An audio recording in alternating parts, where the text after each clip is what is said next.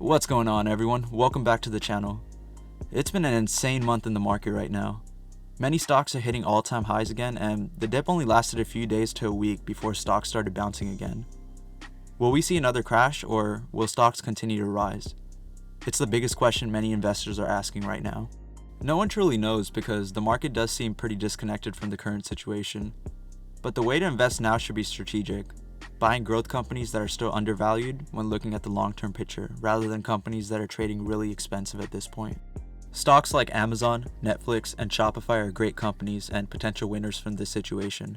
But they're trading really expensive again, and I personally wouldn't want to risk buying at the top in case of a market crash 2.0 happening. Why a crash 2.0, you're asking? Well, that's something I'm working on explaining in another video. So in the meantime, don't let the market fear of missing out get to you. Just take the time to learn, save money, and be patient. Before I get into the video, I'd appreciate if you can drop a like, as it really helps the channel, and it will make the video more accessible to other viewers as well. As always, subscribe if you want to get alerts when I post a new video, as I'll be sharing more stock picks in the coming weeks. I've been buying slowly into many companies this month, and spending a lot of time researching which ones are primed for even better growth, especially after the economy stabilizes. As I'm building my long-term portfolio, I'm hoping to build stronger positions, especially if another price advantage comes in the short term. For today, I want to focus on a major growth company that I'm hoping to increase my shares in. That company is Square, ticker symbol SQ.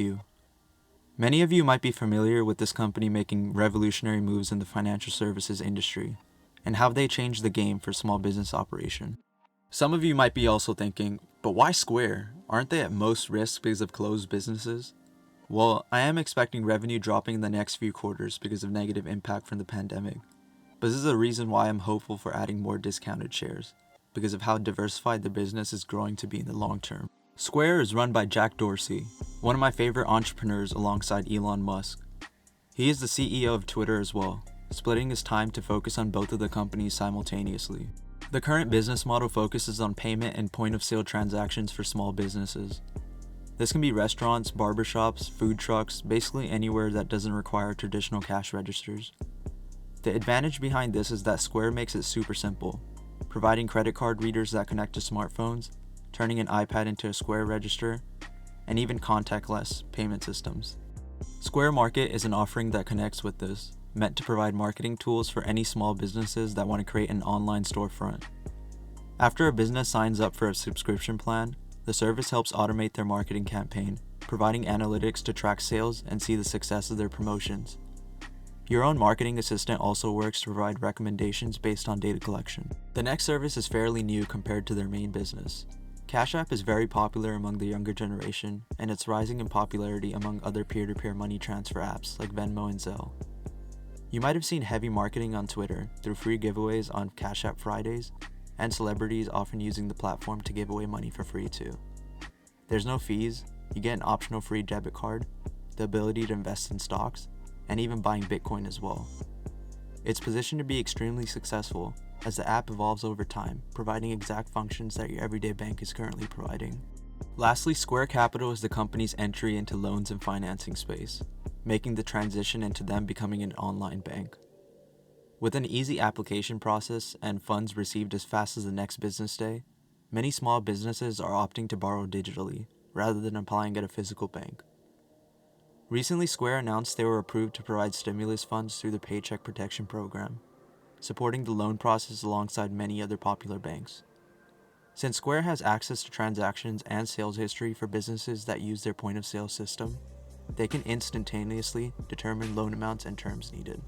Now that I've covered their fundamental business, let's look into what really matters for them to be successful. The stock has been trading in the $30 to $60 range since last month's volatility, with the current price of $61, which roughly equals a $25 billion market cap. Square does have a high PE ratio at 70.77, which has been even higher in the past, meaning investors are willing to pay more for their shares, based on the expectation that the company will have higher earnings in the future. This can also be interpreted as a stock being overvalued when looking at current news and data hinting towards a rough upcoming quarter for the company's earnings. This is why I only have a small number of shares, as I'm waiting for a more attractive discount. Square is expected to report Q1 2020 earnings on May 6th, so let's take a look at their previous Q4 2019 earnings to see some highlights. In February, they reported 23 cents earnings per share, beating analyst estimates by 2 cents. Net revenues had increased 41% year over year, from $932.5 million to $1.31 billion.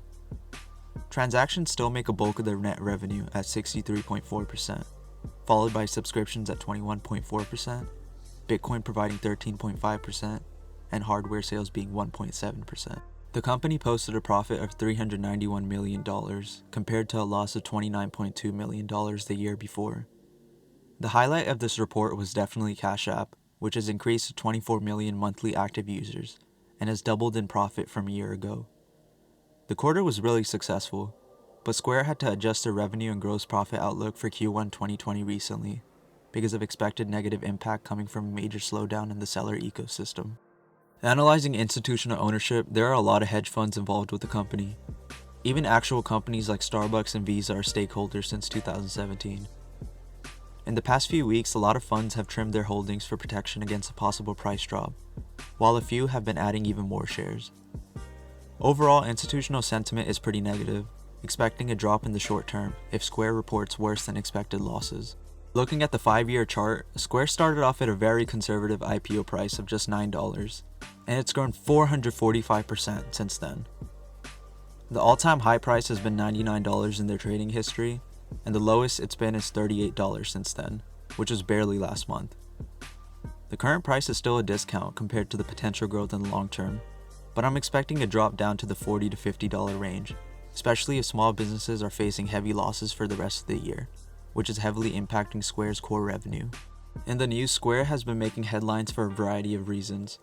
More users are investing in Bitcoin through the app, maybe because of negative sentiment around more US dollars being printed. The company was recently granted a patent in which their network would be able to provide transactions for cash, crypto, and even stocks in the future.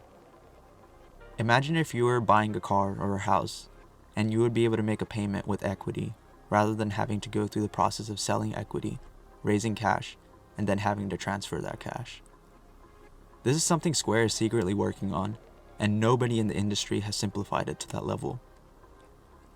Besides news related to the pandemic, I wanted to highlight Jack Dorsey's recent pledge of $1 billion to support relief measures for impacted individuals. Not every CEO has made charitable donations during the pandemic, and I personally think it's commendable that Jack is giving away 28% of his net worth to make the biggest donation among the billionaires out there. Just think about it for a sec. Jack is 43, pretty young for a CEO. His companies are still in mid-growth stages, yet he selflessly made this move for the benefit of common people.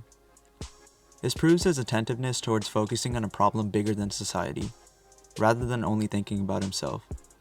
I personally respect it, and I would be proud to be a shareholder in this kind of company. So to recap Square's future growth potential, the company is positioned to disrupt the current banking system as the world goes digital. They will become a major winner if their Bitcoin investment pays off, as well as their transactions R&D.